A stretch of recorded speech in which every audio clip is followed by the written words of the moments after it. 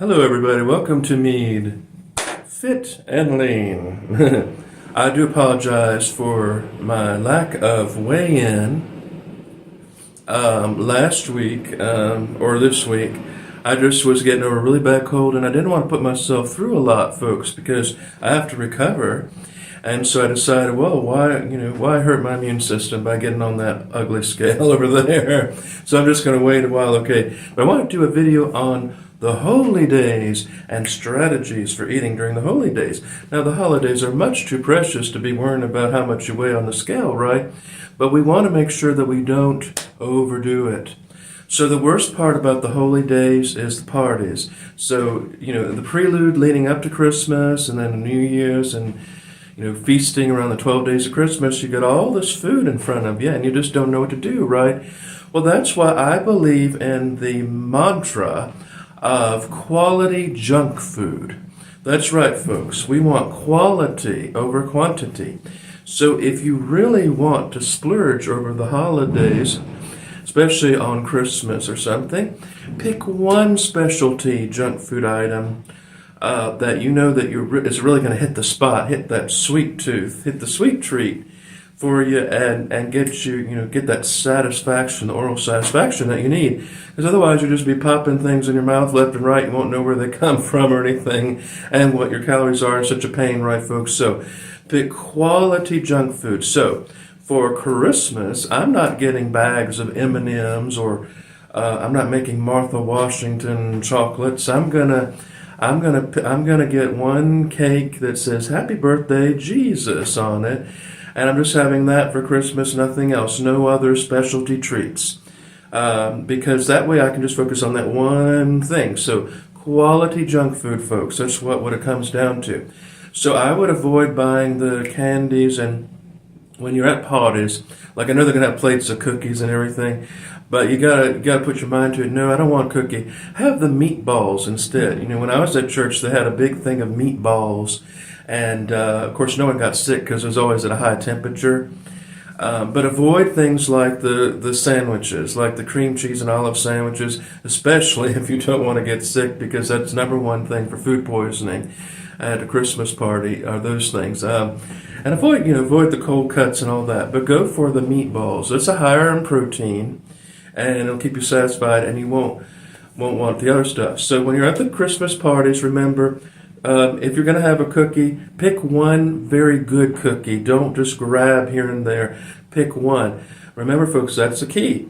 Quality over quantity. And you can have your quality junk food and get your Christmas on and celebrate the birthday of Jesus without all the guilt. And that's why, folks, it's so hard these days, because we're just bombarded with all the food, all month long. But if you want to do something like, another thing I look forward to is baking. So I'm not like a big baker. Of course, my future wife will do all that. But think about making gingerbread men. Now, you can make a gingerbread men, and a lot of the gingerbread men just go on your tree. And you save one gingerbread men for yourself. So that's what I'm doing, folks. So I love gingerbread men. Not in that way, okay, just to make sure y'all know that. Gingerbread men, the cookie. So what I'm going to do is, since I like that, I'm going to focus on that.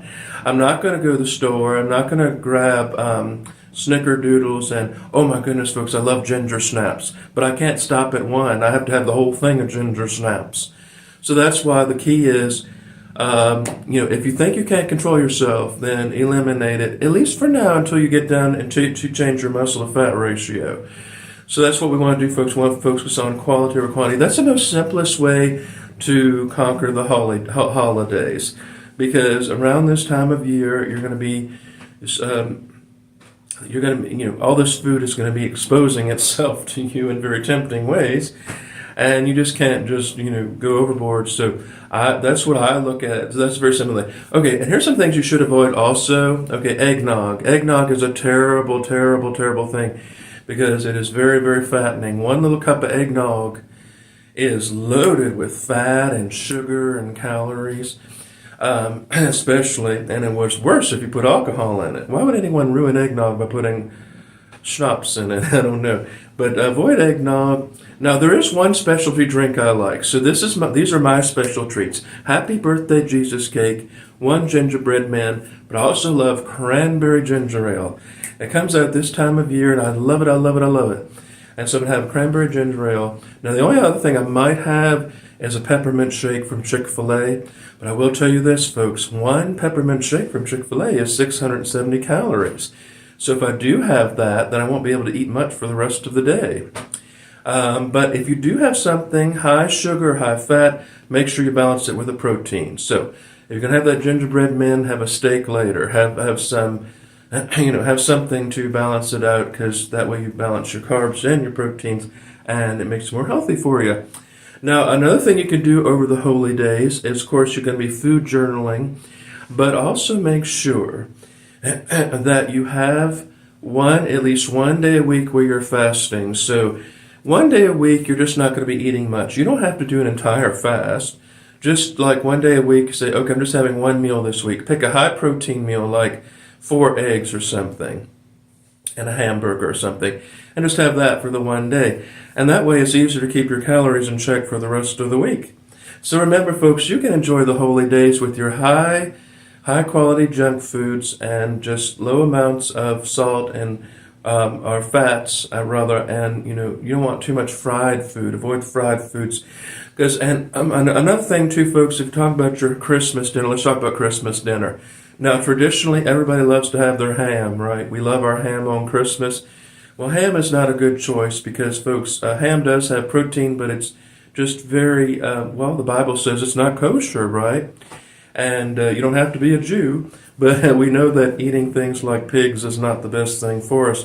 So I would opt for turkey, because turkey is better for you than ham. Or you could have goose or duck in place of ham. There are many other options besides ham, but we all know the ham is the most traditional. At least here in Virginia, we love our Virginia hams, which are cured in salt, and it's very salty and very delicious, but it isn't probably the best for you on Christmas. So those are just some other options for your Christmas dinner. Consider cutting back on ham and just have a turkey or something else. I know turkey might not be as exciting, but if you want to do better over the holidays, Christmas, because I've been dealing with this, folks, for over 40 years, so I have some have a little bit of expertise on eating and food. Now, why would you take your advice from some skinny person who's never been fat? They don't know anything about it because they've never been overweight, so they don't know what makes people gain weight because they never gain weight. So why would you take advice from them? Take advice from a fat person who knows what will make you fat, because that's where you're going to get better advice. So anyway, folks, that's all for today's video. I do apologize about the lack of weigh-in Wednesday, but I didn't want to put myself through the psychological torture after Thanksgiving of weighing myself, And actually, I did pretty well this past Thanksgiving. I focused on turkey. I went light on the dressing.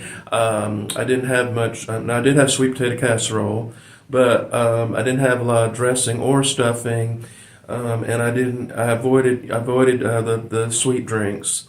So I did pretty well this Thanksgiving, but I just know that every time I eat like that, I do put on a little bit of weight. But I don't think I put on much. Folks, actually, my clothes are fitting better after Thanksgiving. My trousers, felt a lot looser. Maybe my body needs more food. I don't know. That's the weird thing about weight loss, folks, is sometimes if you don't eat enough, you don't lose weight. If you eat too much, you might lose weight, depending on the needs of your body. But also, folks, I have not been exercising because I had this terrible cold. It gave me laryngitis. I don't think it's COVID. But even if it were COVID, at least, I have immunity to it. And I'm not, I'm not exactly young, but I'm not exactly old. And so probably don't have anything to worry about. Probably won't have walking pneumonia or anything like that. But do pray for me, folks, as I recover. I will be doing my weigh-in next week because I know everybody wants to see that. That's all people want, is to see me on the scale and torture myself on the scale. But all right, folks, so thank you all for watching. If you like what you see, hit that like and subscribe button. And until next time, I'm Meat Skelton. Go to meatskeltonsplace.com. And remember, folks, say a prayer for someone special today. Bye-bye.